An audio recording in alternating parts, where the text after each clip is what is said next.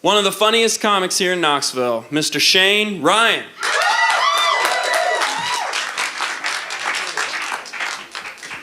It's okay. I know you're looking at me and you're concerned that I had a rough year last year, because it is hard on your self-esteem when you look like every statue people want to tear down. That's why I don't ride horses anymore. I don't. Fun fact about me, I found my wife on Match.com. Thank you. We were still married to each other at the time. So I think it's sweet when the software still thinks you're compatible, though. I think that's nice. If that joke didn't clue you in, I'm single. 49 and single. It's a little rough. It's a little weird for me, having to learn how to date online. I'm not good at it. I thought I was in a sexting relationship just recently. I found out I was just horribly misusing my Domino's pizza tracker. So not allowed to call them anymore at all.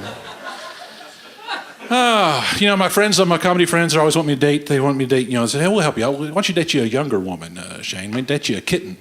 So don't call them that at all. That sounds predatory. And I don't have the energy for dating younger women anyway. It's always something. It's like, oh, let's go to this music festival. Oh, let's go hiking. Or, ooh, ice cream truck. And I don't have the time for that. And then they said, well, what you need, Shane, is a cougar. And I said, I'm 49 years old. How old would a cougar possibly be? Because that seems like a lot. And also, can we leave cats out of this entirely? Because my wife was a cheetah. And it's hard for me, though. I'm trying to figure out what kind of woman would be interested in me, and I've narrowed it down. I don't know how to find them, but if you know any women who are aroused by Civil War generals, let me know. I don't know how to. My plan is just to start going to Civil War reenactments, following those around the country, finding the women who follow those around the country. They're called hookers. Don't know. It's an American history joke. People Google that. You'll see why other people laughed all together on them. A few years ago, I was diagnosed with depression and anxiety disorder, and I try to do work now, helping out people with mental illness awareness here in Knoxville. I'm not good at it. No one signed up for the Depression Fun Run at all. Looking back, I can see why the social anxiety mixer was a horrible idea all the way around. But I did find something interesting. People tell me, they say, Shane, you seem pretty happy for a depressed guy. And I said, well, I'm an optimistic nihilist. I know we're circling the drain, but you can enjoy the cruise all the way around. But I also had a friend who said, Shane, actually, it's pronounced nihilist. And I said, does it even matter? I said, does it? No, not at all. But I did find something for depressed people. If you're depressed like me, I found an extreme sport that you can play that helps you with your depression. It's Frisbee golf. Frisbee golf is the perfect sport for depressed people. One is it gets you walking out in the sun, gets those chemicals pumping through your body. Also, it's an excellent way to let people know that no one in your life will catch a Frisbee with you. You just go out into a field and throw a Frisbee. I don't know how that game ends. I think you kill yourself. I'm not sure. It's kind of weird.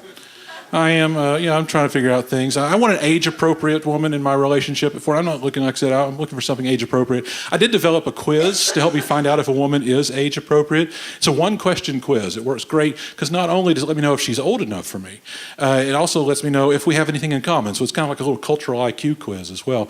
It's just one question. I simply ask, can you name one band Paul McCartney was in? And I have accepted Nirvana. As an answer, it checks out if you look on it. But it's the thing. I found something that helped me though. I had to live temporarily with my dad when the divorce happened, ladies, and went up to Cumberland Gap to live there for a while. If you don't know where Cumberland Gap is, by the way, it's where Tennessee, Kentucky, and Virginia meet to swap pills. And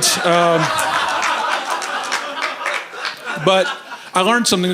There was an old wives' tale that somebody shared with me up there, how to find out if someone is age appropriate for you, and I'll share it with you. It's a little math formula. It works out great.